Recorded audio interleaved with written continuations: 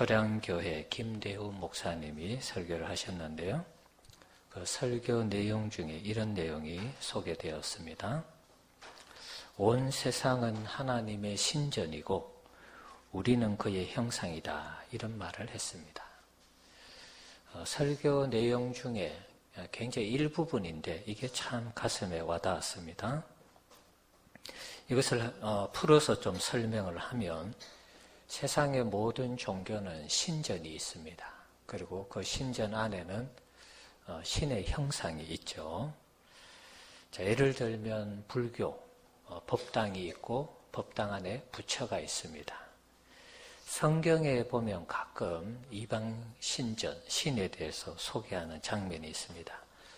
사무엘상 5장에 보면 다곤신이 있습니다.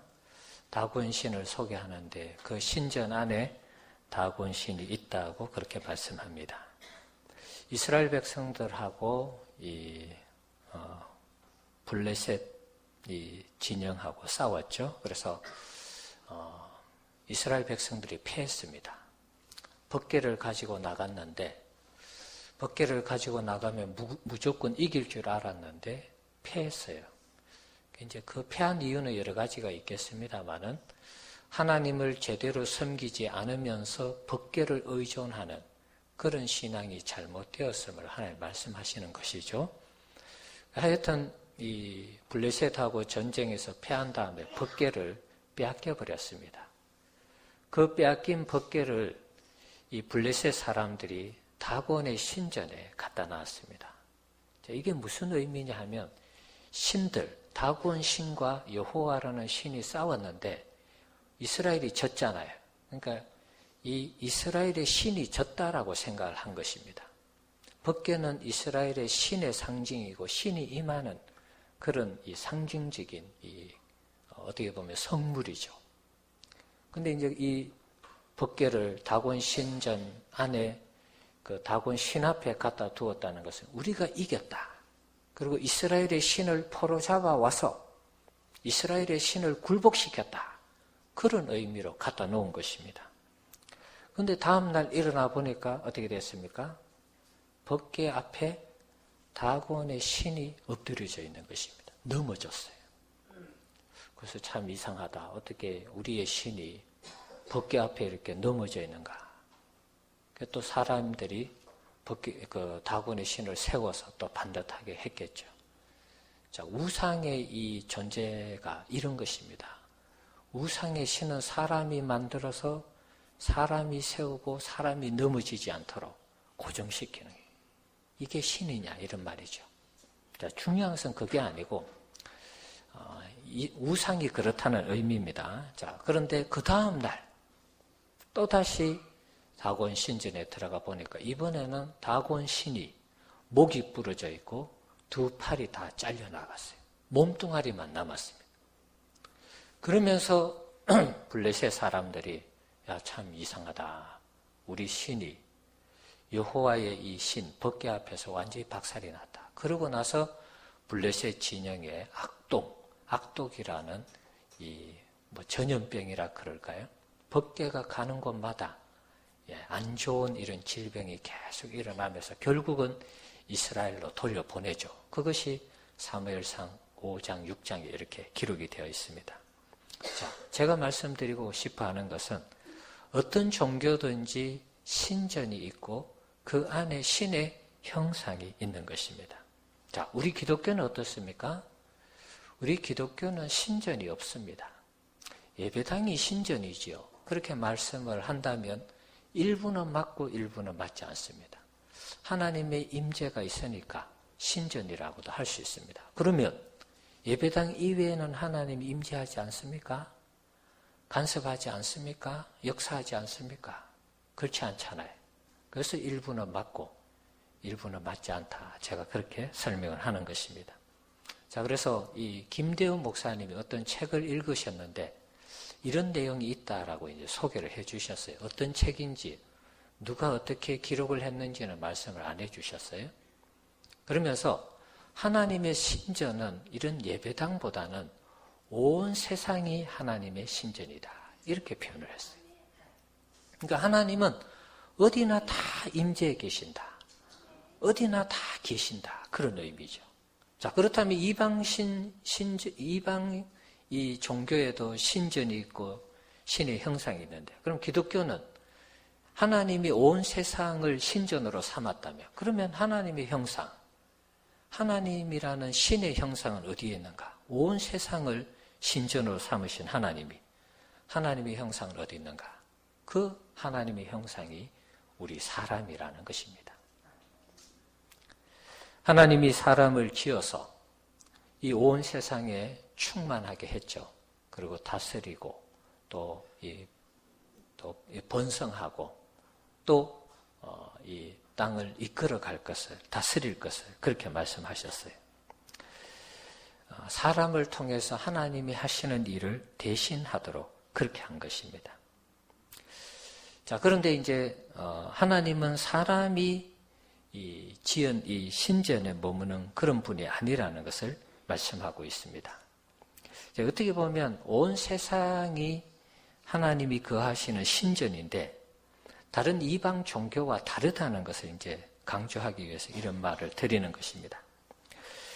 하나님은 이 사람이 만든 신전 안에 살지 않는다 이렇게 말씀을 하셨어요. 솔로몬의 성전이 어떻게 보면 인간이 지은 하나님을 위한 최고의 성전이고 하나님의 집이라고 할 수 있는데, 그때 당시 솔로몬이 성전을 짓고도 이렇게 말씀을 했습니다. 역대하 6장 2절 말씀, 2장 6절 말씀 한번 읽어봅시다. 누가 능히 하나님을 위하여 성전을 건축하리요? 하늘과 하늘들의 하늘이라도 주를 용납하지 못하겠거든. 내가 누구이기에 어찌 능히 그를 위하여 성전을 건축하리요? 그 앞에 분향하려 할 따름이니라. 아멘. 자, 자신이 성전을 화려하게 건축하고 나서도 하늘과 하늘들의 하늘이라도 주를 용납하지 못한다. 이 말이 맞죠? 하나님은 온 세상을 창조하셨기 때문에 인간이 만든 집안에 거한다. 이런 표현 자체가 사실은 하나님 앞에 어울리지 않는 것입니다. 그래서 내가 누구이기에 어찌 능히 그를 위하여 성전을 건축하리요. 성전을 건축했지만 다만 분향할 따름이라. 하나님 앞에 예배하고 하나님을 기념하는 것뿐이지 이 성전이 하나님의 집이다 이렇게 말하기에는 너무나 초라하다는 것입니다. 그러나 우리가 보는 솔로몬의 성전은 대단히 화려한 것이었습니다. 그럼에도 불구하고 하나님의 집이라고 표현하기에는 너무나 부족한 것이었다. 우리 인간의 관점에서는 대단한 것이었지만 하나님 입장에서는 아무것도 아닌 것이죠. 지구라는 이 행성 안에 조그마한 집에 하나님이 거처한다. 있을 수 없는 것이죠. 온 우주 만물을 통치하시고 다스리시는 하나님이 인간이 만든 집에 머문다는 것은 있을 수 없는 것이죠.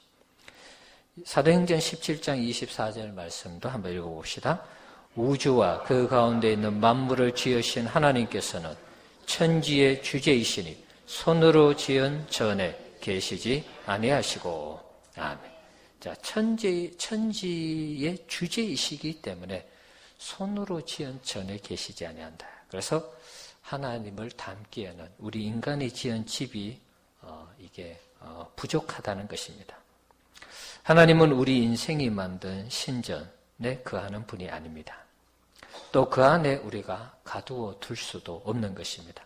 그런 의미에서 하나님의 신전은 특정 장소나 또 혹은 특정 건물이 아니라는 것을 알 수가 있습니다.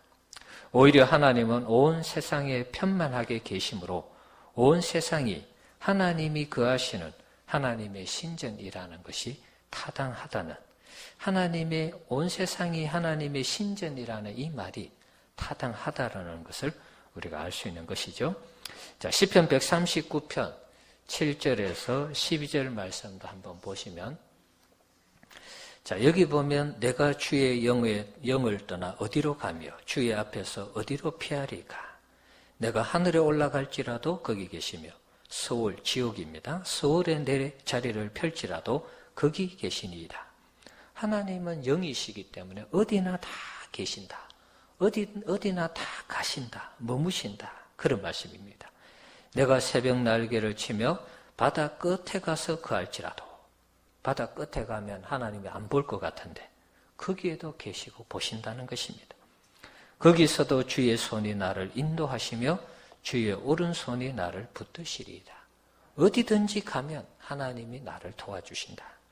내가 혹시 말하기를 흑암이 반드시 나를 덮고 나를 두른 빛은 밤이 되리라 할지라도 주께서는 흑암이 숨기지 못하며 밤이 낮과 같이 빛이 나니 주에게는 흑암과 빛이 같음이니이다.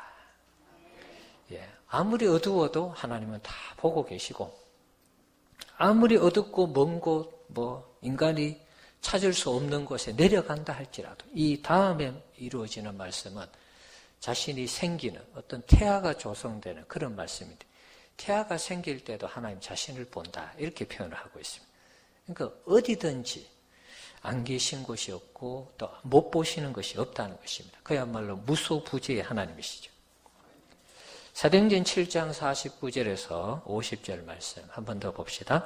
주께서 이르시되 하늘은 나의 보좌요 땅은 나의 발등상이니 너희가 나를 위하여 무슨 집을 짓겠으며 나의 안식할 처소가 어디냐 이 모든 것이 다 내 손으로 지은 것이 아니냐 함과 같으니라. 하늘이 하나님의 보좌고 땅이 나의 발등상이다. 발바닥에 놓여 있다는 것이죠. 하늘이 보좌이고 땅이 하나님의 이 발인데 우리가 어떻게 하나님을 수용할 수가 있겠습니까?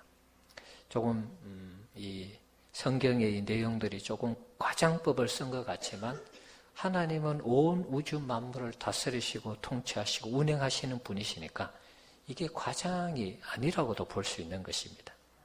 자, 그러므로 하나님의 신전은 특정 장소나 건물이 아니라는 것을 다시 한 번 더 확인할 수가 있습니다. 그야말로 김대훈 목사님의 말씀처럼 하나님의 신전은 온 세상이라는 것입니다. 자, 그렇다면 이제 신의 형상이 신전은 이제 어느 정도 정리가 됐죠. 그렇다면 이제 신의 형상이 누구냐? 신의 형상은 바로 우리 사람이라는 것입니다. 하나님은 어떻게 보면 영이시기 때문에 하나님의 모양은 없습니다. 이방 종교에는 그 신전에 들어가면 그 신상이 있죠. 신의 형상이 다 있습니다. 그 앞에 절을 하고 그 위엄 앞에 자동으로 머리를 숙이는 그런 일들이 대부분이죠. 그런데 하나님의 형상은 보이지 않습니다. 그래서 김대훈 목사님은 하나님은 영이시기 때문에 그 대신 하나님의 형상을 사람으로 만들어서 세웠다는 것입니다. 오늘 본문에 보면 삼위일체 하나님이 의논하시기를 우리의 형상을 따라 우리가 사람을 만들자 이렇게 의논하는 그런 장면을 볼 수가 있습니다. 이 형상이 온 세상에 편만하게 해서 하나님을 대신해서 온 세상을 다스리도록 그렇게 한 것입니다. 누구든지 하나님의 형상으로 지음을 받은 사람을 보면 하나님을 간접적으로 보고 경험할 수 있다는 것입니다. 인간이 타락하기 전에 그 사람을 보면 하나님의 형상, 지정의가 있어서 그 사람을 보면 하나님이 어떤 분이신지를 알 수가 있었다는 것입니다. 그래서 온 세상 안에서 사람만 잘 관찰하고 사람만 잘 보면 하나님 이러신 분이구나 대충은 알 수 있다는 것입니다. 그런데 죄가 들어오면서 아담과 하와가 선악과를 따먹으면서 우리 인간에게 죄가 들어왔습니다. 죄로 인해서 사람들이 오염되었습니다. 그로 인해서 하나님의 형상이 오염된 것입니다. 하나님의 형상이 파괴되었다 할까요? 하나님의 지정의가 죄에 대해서 오염이 되면서 파괴된 것입니다. 타락한 사람이 된 것입니다. 그러면서 세상은 병들고 세상은 죄로 오염이 되고 피조물 모두가 고통 가운데 처하게 되는 이런 비극적인 일들이 우리 사람들 가운데 피조 세계 가운데 일어난 것입니다. 사람에게 있던 하나님의 형상은 파괴되면서 더 이상 하나님과의 관계가 바르게 형성이 되지 못했습니다. 그래서 죄로 오염된 인간을 보면서 하나님이 어떤 분이신지를 이제 잘 모르게 된 것입니다. 자, 이것이 언제 회복되었습니까? 예수 그리스도께서 이 땅에 오심으로 십자가에 죽으시고 부활하심으로 우리의 모든 죄를 십자가에 짊어지고 죽으심으로 우리가 예수를 믿을 때, 예수님이 우리의 죄를 위해 십자가에 죽으셨다는 사실을 믿을 때, 그 사실을 믿는 자에게 하나님의 자녀가 되는 권세를 주셨으므로 하나님의 형상이 오염되었던 것이, 파괴되었던 것이 회복이 되는 것입니다. 하나님과의 관계가 단절된 것이 다시 회복이 되는 그런 은혜를 주신 것입니다. 그래서 예수님을 통해서 하나님의 형상이 파괴된 그 사람들이 예수를 믿음으로 하나님의 형상을 복원하는 것입니다. 그래서 예수를 잘 믿는 사람들은 하나님을 자동으로 드러내는 그런 삶을 살아가게 되는 것입니다. 예수 잘 믿는 사람들을 보면 세상 사람들이 칭찬을 합니다. 야, 참 예수 잘 믿는다. 참 착하다. 참 정직하다. 참 사람 잘 됐다. 바르다. 참 선한 일 많이 한다. 이렇게 칭찬을 하죠. 그 하나님의 형상이 복원된 그리스도인들을 통해서 이 시대에 다시 하나님의 살아계심을 보여주는 것입니다. 마치 이방 신전의 신상을 보면서 그 신을 대충 알고 느끼는 것처럼 온 세상이 하나님의 신전인데 그리스도로 말미암아 회복된 그 그리스도인을 통해서 하나님이 어떤 분이신 줄을 알게 된다는 것입니다. 예를 들면 구약의 요셉 같은 경우에 애굽에서 총리를 지냈죠. 애굽에 기근이 찾아왔습니다. 가뭄이 찾아왔습니다.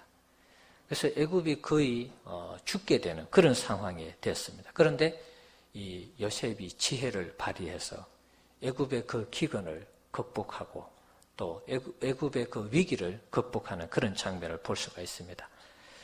애굽의 이 위기를 어떻게 극복했습니까? 창세기 41장 38절에서 40절. 애굽의 총리로 요셉을 세울 때 바로가 했는 말입니다. 애굽의 황제 바로가 이런 말을 했습니다. 38절에서 40절 한번 읽어봅시다. 바로가 그의 신하들에게 이르되 이와 같이 하나님의 영에 감동된 사람을 우리가 어찌 찾을 수 있으리요 하고 요셉에게 이르되 하나님이 이 모든 것을 내게 보이셨으니 너와 같이 명철하고 지혜 있는 자가 없도다. 너는 내 집을 다스리라. 내 백성이 다 내 명령에 복종하리니 내가 너보다 높은 것은 내 왕자뿐이니라. 아멘. 요셉이 기근을 탈출할 수 있는, 기근을 벗어날 수 있는 지혜를 가지고 답변을 했습니다. 자, 그랬을 때 바로가 하나님의 영에 감동된 사람을 우리가 어찌 더 찾겠느냐. 하나님이 이 모든 것을 내게 보이셨으니 너와 같이 명철하고 지혜 있는 자가 없다. 그래서 요셉을 애굽의 총리로 세워서 기근을 탈출한 것입니다. 어떻게 보면 애굽을 살린 것은 요셉인데 그 요셉 뒤에 배후에서 역사하신 하나님이 애굽을 살렸다고 볼 수 있는 것이죠. 물론 또 그 과정 가운데 이스라엘 백성들을 애굽으로 내려오게 해서 이스라엘 백성들을 번성하도록 하기 위한 하나님의 계획도 있었습니다. 그러나 이 애굽의 역사를 놓고만 볼 때에 하나님이 요셉을 통해서 일했기 때문에 애굽이 그 기근에서 이 기근의 위기에서 구원을 받은 것이죠. 극복을 한 것입니다. 요셉 한 사람을 통해서 하나님의 살아계심이 애굽 땅에 선포가 된 것입니다. 다니엘 같은 경우에도 느부갓네살 왕이 꿈을 꿨는데 꿈을 해몽해달라 이렇게 이제 신하들에게 부탁을 했습니다. 그런데 이제 느부갓네살 같은 경우에는 이 요셉 같은 경우에 바로는 꿈을 얘기하고 해몽을 해라 이렇게 했는데 신하들이 못했어요. 그런데 이제 요셉은 하나님의 영이 충만해서 그걸 다 해몽을 했지 않습니까?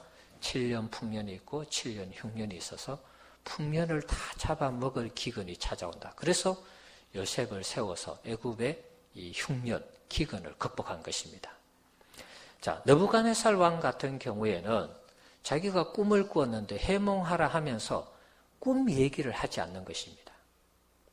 대체로 꿈을 얘기하고 해몽을 해라. 이게 정상인데 꿈을 얘기하지 않고 꿈까지 맞추고 꿈을 해몽하라고 이러니까 이 바벨론에 있는 사람들이 술객이나 뭐 박사나 뭐 점치는 사람들, 이런 사람들이 이해를 못하는 것입니다. 왕이요, 우리의 그 꿈을 얘기해 주소서. 그러면 해몽을 하든지 뭘 할 거 아닙니까?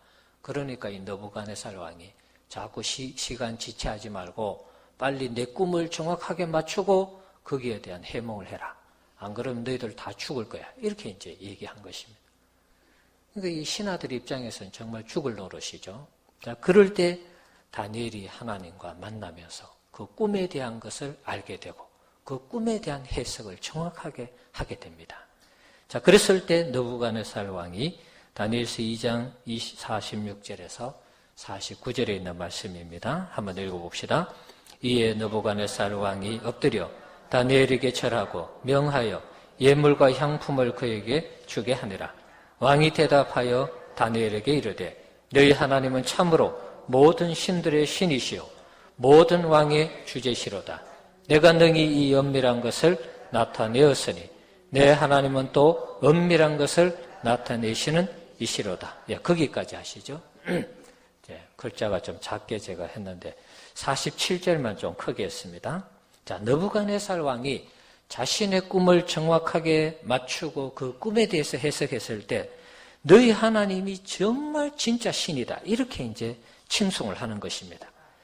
너가 능히 이 엄밀한 것을 나타내었으니 내 하나님은 또 엄밀한 것을 나타내시는 이시로다. 그래서 다니엘을 높여서 이 바벨론의 또 총리로 세우는 이런 과정을 볼 수가 있는 것입니다. 믿음의 사람들이 온 세상에 퍼져서 하나님의 살아계심을 이렇게 드러낼 때 그 사람을 통해서 하나님이 영광을 받으시고 그 사람을 통해서 하나님이 어떤 분이신지를 알게 된다는 것입니다. 그래서 믿음의 사람들이 이 시대 가운데 어떻게 살아가느냐, 이것이 굉장히 중요한 것입니다. 우리 믿음의 선진들, 우리나라의 주기철 목사님, 손양원 목사님, 이런 분들 믿음의 사람들이죠. 그들이 믿음을 가지고 살았을 때 하나님의 살아계심을 보여주셨습니다. 조지 뮬러나 존 웨슬러나 루터 칼빈, 링컨, 무디, 이런 분들, 세계의 위대한 신앙의 지도자들, 그들을 통해서 하나님의 살아계심을 나타내신 것입니다. 그래서 우리 그리스도인의 역할이 굉장히 중요한 것입니다. 온 세상을 신전으로 삼으신 그 하나님 앞에 우리가 어떻게 살아가느냐에 따라서 하나님이 영광을 받으시고 어떻게 보면 하나님이 수치를 당하는 이런 일들이 이루어진다는 것입니다. 오늘 어버이날 전혀 어버이 주일 이 말씀과 어울리지 않을 것 같은 설교를 한다. 여러분이 그렇게 생각할지 모르겠습니다. 온 세상이 하나님의 신전이고 그 안에 살아가는 우리 그리스도인이 하나님의 형상이라 그랬습니다. 자, 우리가 하나님의 형상을 가지고 하나님이 기뻐하는 삶을 살면 하나님이 영광을 받으시는 것이죠. 자, 마찬가지로 우리가 이 세상에 태어난 것은 물론 하나님의 섭리가 있습니다마는 우리는 부모에 의해서 태어난 것입니다. 우리 어머니, 우리 아버지를 통해서 우리가 이 땅에 태어났습니다. 사람에게 하나님의 형상이 있는 것처럼 우리 자녀들에게는 부모의 형상이 있는 것입니다. 이걸 요즘 말로 하면 부모로 물려받은 유전자, DNA가 있는 것입니다. 태생적인 DNA가 있는가 하면 후천적인 학습되어지는 DNA도 있는 것입니다. 창조주 없이 생성된 만물이 없듯이 부모 없이 태어난 자식은 없는 것입니다. 자, 그런 의미에서 우리는 부모에게 많은 영향을 받고 태어났고 살아가고 있습니다. 자식은 그 부모의 축소판이라 그렇게 볼 수 있겠죠. 어떻게 보면 부모에게는 자식이 전부라고도 할 수가 있습니다. 부모의 유전자가 고스란히 자식에게 물려져 있기 때문에 그래서 부모가 더욱더 관심이 가고 기대가 크고 또 양육하고 또 자녀를 키운 어떤 그런 정과 사랑이 있기 때문에 더더욱 자녀들에게 많은 관심과 사랑이 가는 것입니다. 그래서 어떻게 보면 부모는 자신의 삶 전체를 자녀에게 헌신하는 그런 경향이 있습니다. 그래서 부모는 자녀가 잘 되는지 안 되는지에 따라서 그 인생이 결정이 되는 것입니다. 자녀가 잘 되면 부모가 기쁩니다. 즐겁고 행복합니다. 자녀가 잘 안 되면 그것이 마치 내가 잘못한 것처럼 괴롭고 슬프고 답답한 것입니다. 자녀가 어떻게 하느냐에 따라서 부모가 울고 웃는 그러한 삶을 살아가는 것입니다. 그런 의미에서 우리 자녀는 부모의 형상을 가지고 있다고 보는 것입니다. 자녀가 부모의 형상을 가지고 있다 이렇게 말했을 때 여러분들이 조금 이것이 억척같이 이렇게 억지 주장 그런 것처럼 들릴지 모르겠습니다. 자, 부모의 DNA를 우리가 물려받았고 또 부모님의 여러 가지 가르치고 양육한 그런 부분을 물려받았기 때문에 부모의 형상이 있다라고 제가 말을 하는 것입니다. 우리가 부모의 형상을 가지고 부모의 기대에 어긋나는 삶을 살면은 부모는 실망을 하는 것이죠. 부모님의 얼굴에 먹칠을 하는 것입니다. 우리가 어떻게 사느냐에 따라서 자녀를 통해서 부모가 영광을 받고 때로는 수치를 당하는 것입니다. 오늘 어버이 주일에 부모의 형상을 가지고 태어난 우리 모든 성도님들, 지금 자녀의 입장일 수도 있고 부모의 입장일 수도 있습니다. 아니면 양쪽에 다 해당이 될 수 있습니다. 중요한 것은 부모의 형상을 물려받았기 때문에 우리가 부모님을 기쁘시게, 부모님 앞에서 정말 부모님을, 우리를 통해서 부모님이 존경을 받고 부모님이 영광을 받는, 이 영광이라는 표현이 좀 어떻게 들릴지 모르겠습니다만은 우리를 통해서 부모님이 정말 행복해하는 그런 자녀들이 되어야 할 줄 믿습니다. 여러분 살면서 부모님을 기쁘게 한 일이 어떤 것이 있습니까? 한번 생각해 보시기 바랍니다. 내가 우리 인생을 살면서 내가 부모님을 기쁘게 한 일, 그 기쁘게 한 일들을 추억해 보면 내가 기뻐하는 것보다 부모님이 더 기뻐했던 그런 모습을 우리가 쉽게 떠올릴 수 있습니다. 내가 어딘가에 합격하고 내가 어딘가에 취직을 하고 내가 어떤 사업에 성공을 했을 때 내가 기뻐하는 것보다도 부모님이 더 기뻐하고 더 즐거워했다는 사실을 알 수 있을 것입니다. 반대로 내가 굉장히 힘든 일, 부모님 앞에 어떻게 보면 좀 죄송스러운 그런 일들을 경험하게 될 때 오히려 부모님이 더 아파하고 슬퍼하고 괴로워하시는 그런 모습을 볼 수가 있습니다. 우리 자녀의 삶이 부모님의 삶과 분리되지 않는다는 것입니다. 다르지 않다는 것입니다. 별개의 것이 되지 않습니다. 내가 잘 되는 것이 부모님이 잘 되는 것이고 내가 안 되는 것이 부모님이 안 되는 것입니다. 평생의 모든 것을 자녀를 위해서 희생하고 헌신하셨기 때문에 당연한 것이겠죠.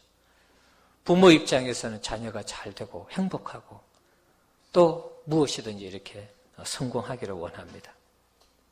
우리 사랑하는 성도 여러분, 우리는 부모의 형상을 가지고 이 땅에 태어났습니다. 그렇다면 부모를 기쁘게 해야 되고 부모가 원하는 삶을 살아가야 되는 것입니다. 부모가 원하는 삶은 단순히 그냥 부모가 시키는 대로 살아가는 그런 아바타의 삶은 아닙니다. 제가 얘기하는 것은 부모를 공경하고 부모님이 우리의 삶을 통해서 정말 기쁨을 느끼고 행복을 느끼고 즐거움을 느끼는 세상 사람들로부터 우리의 삶을 통해서 부모님이 인정을 받는 이런 삶을 얘기하는 것입니다. 우리가 인생을 살아가면서 부모님들에게 적어도 근심 걱정거리가 되어서는 안 되겠죠. 유명한 설교가인 로버트 리 목사님은 대학 공부를 하기 위해서 파나마에 유학을 가게 되었습니다. 그는 파나마에서 공부하면서 학비를 벌고 일을 했습니다. 자, 그 부모님이, 그 어머니가 유학을 떠나는 아들에게 이런 얘기를 했습니다. 내가 공부하기 위해 오랫동안 집을 떠나 있을 텐데 너는 하나님 앞에 깨끗하게 살아야 된다. 내 교훈을 잊지 말아라. 내가 공부를 마치고 집에 돌아왔을 때 내가 잘못했다면 그 모든 것이 내 눈동자에 다 드러날 터이니 명심해야 한다. 부디 깨끗하게 생활하거라. 예, 유학을 보내는 아들에게 깨끗하게 살아라. 그렇게 말하면서 너가 만약에 잘못 살았다면 너의 눈을 보면 다 알 테니까 정말 깨끗하게 살아라. 이렇게 당부하고 보냈습니다. 자, 파나바에 간 이 로버트 리 목사님이 공부를 열심히 하면서 어머니 말씀이 생각나서 술집에도 가지 않고 나쁜 친구들과도 사귀지 않았습니다. 또 잘못된 길로 가지도 않았습니다. 자기의 몸을 헛되이 사용하지도 않았습니다. 자, 어머니 교훈대로 공부를 다 마치고 집에 돌아왔습니다. 어머니 앞에 섰습니다. 그러면서 자신의 눈동자를 보여주는 것입니다. 어머니 제 눈동자를 보십시오. 어머니 말씀하신 대로 제가 깨끗하게 살다가 왔습니다. 그 어머니가 그 아들의 눈동자를 봤을 때 얼마나 행복했겠습니까, 여러분? 어머니가 시키는 그 말에 순종한 그 아들을 보면서 낳은 보람이 있고 기른 보람이 있는 것이죠. 자, 우리가 부모님 앞에서 뭐 다른 것보다도 부모님의 말씀에 순종하는 이 부분이 어떻게 보면 우리 신앙인으로서 부모님을 기쁘게 하는, 물론 하나님 앞에서도 그렇지만 순종하는 것이 부모님을 기쁘시게 하고 행복하게 하는 첫 번째 비결이 아닌가, 그런 생각을 해봅니다. 우리 부모님들 앞에서 우리가 이 부모의 이 말씀에 순종하고 부모님의 말씀에 귀를 기울이는 우리 성도님들이 되어야 하겠습니다. 성경에 나오는 그 조상들 혹은 부모를 잘 공경해서 하나님 앞에 칭찬을 들은 그 족속이 있습니다. 레갑 족속이라는 족속입니다. 이사야서에 소개되는 족속이죠. 자, 이 레갑 족속은 그 조상 때부터 포도주를 먹지 마라. 그리고 너희들은 집을 짓고 살지 말고 유목 생활을 해라. 그것을 계속해서 지켰습니다. 그것을 빗대어서 하나님께서 이스라엘 백성들은 내가 하나님임에도 불구하고 신임에도 불구하고 내가 했는 이 율법을 지키지 않는데 어떻게 이 레갑 족속들은 사람이 그 조상으로 있는 이 레갑 족속들은 그 조상 요나단이 포도주 먹지 마라, 유목민 생활하라 하는 것을 이렇게 잘 지키는데 너희들은 어떻게 이렇게 내 말을 순종하지 않느냐, 그러면서 탄식하는 장면을 볼 수가 있습니다. 레갑 족속에게 하나님이 어떤 축복을 내렸습니까? 그 후손이 여호와 앞에서 끊어지는 일이 없도록 하겠다, 그런 축복을 내렸습니다. 부모의 그 가르침에 순종한 그런 결과이죠. 자녀가 부모에게 순종하는 것은 당연한 것이죠. 당연한 것인데 요즘 그것을 우리 모두가 제대로 잘 지키지 못하는 그런 상황이라서 오늘 우리 시대가 더 안타까운 부분이 있습니다. 자, 자녀가 부모에게 효도하고 공경하는 것은 당연한 것입니다. 그러나 또 우리 부모 입장에서는 자녀에게 우리가 어떻게 하느냐에 따라서 또 이 자녀들도 달라질 수 있다는 것도 우리가 기억할 필요가 있습니다. 우리가 순종하고 공경해야 되죠. 그러나 부모가 어떨 때는 정말 잘못해서 부모를 공경하지 않는 이런 경우도 있다는 것입니다. 부모가 좋은 모습을 보이면 자녀들이 그것을 그대로 따라하는 것이죠. 그런데 부모가 잘못된 이 모습을 보이면 자녀가 그것을 또 답습하면서 부모를 공경하지 않고 순종하지 않는 이런 상황이 자꾸 발생할 수 있습니다. 예를 들면 좋은 모습을 보였을 때 시도하지 않으면 아무것도 할 수 없다라는 이 지글러의 책에 이런 얘기가 나옵니다. 부모에 대한 공경의 하나의 예입니다. 어느 화창한 날에 그 중학생인 아들이 아버지에게 산책을 하면서 이런 말을 합니다. 아버지가 그 중학생에게 이런 말을 합니다. 얘야, 아버지의 어떤 면이 가장 존경스럽다고 생각하냐? 이렇게 물었습니다.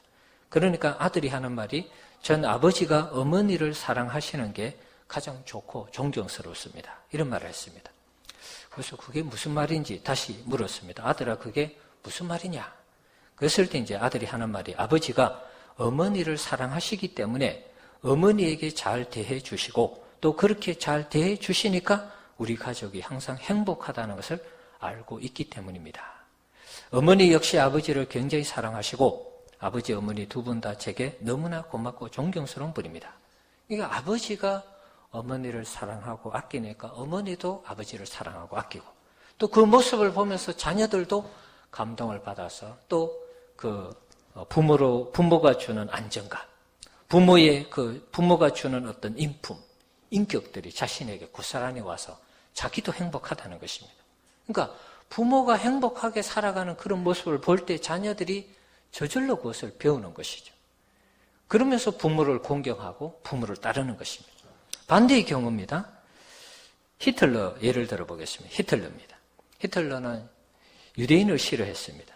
또 싫어한 사람이 있습니다. 여자를 싫어했습니다. 왜 그러느냐? 이 히틀러는 유대인 600만 명을 죽였죠. 우리가 잘 아는 대로. 그건 아버지, 어머니의 영향이 있습니다. 아버지는 형상인이었습니다. 물건을 사서 어디론가 팔러 나가면 한 달, 두 달 집에 들어오지 않았습니다. 자, 그러다 보니까 어머니가 고독했습니다. 고독하다가 이웃에 있는 유대인 이 남성에게 이 마음이 가서 유대인 남성과 함께 집을 나가버렸습니다. 이 집에 안 들어오는 것입니다. 이 사실을 알고 어머니에게 이 히틀러가 눈물로 간곡하게 부탁을 했습니다. 어머니 제발 돌아오세요. 어머니 제발 가정을 소중히 여겨주세요. 그렇게 부탁을 했습니다. 그런데 결국은 돌아오지 않았습니다. 그때부터 히틀러는 유대인들을 싫어했고 어머니와 함께 나간 유대인 그리고 또 어머니인 여자를 싫어한 것입니다.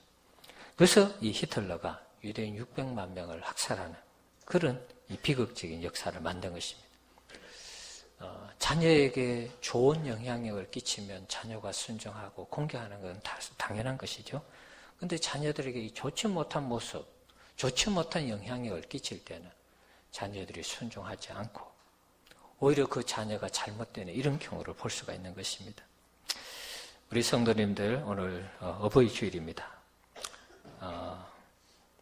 부모에 대한 두 가지 말씀을 드렸는데 물론 좋은 영향력을 자녀들에게 주면 제일 좋겠죠. 그러나 사람이 살아가다 보면 때로는 원치 않든 원하든 원치 않든 때로는 이 안 좋은 영향력을 줄 때도 있습니다. 자, 그러나 그럼에도 불구하고 부모는 부모라는 것입니다. 자, 이것이 참 여러분에게 어떻게 다가갈지 모르겠는데요. 한번 따라해 볼까요? 부모는 부모다. 예. 부모는 부모인 것입니다. 좋은 영향력을 끼치든 나쁜 영향력을 끼치든 부모는 부모인 것입니다. 네. 물을 좀 갖다 드리시죠. 예. 마음껏 기침하세요. 더 힘들어져요. 예. 부모는 부모로서 우리가 공경하는 것입니다. 우리가 부모 탓을 잘하죠. 성경에는 보면 내 부모를 공경하라. 이것이 이제 10계명 중에도 있습니다. 자, 이 말씀을 잘 보시면 내 부모를 공경하라. 물 있습니다. 됐어요. 물 있어요. 네.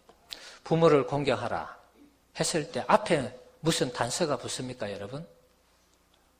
좋은 부모는 공경하라. 이렇게 단서가 붙었습니까? 그런 거 없습니다. 나쁜 부모는 공경하지 마.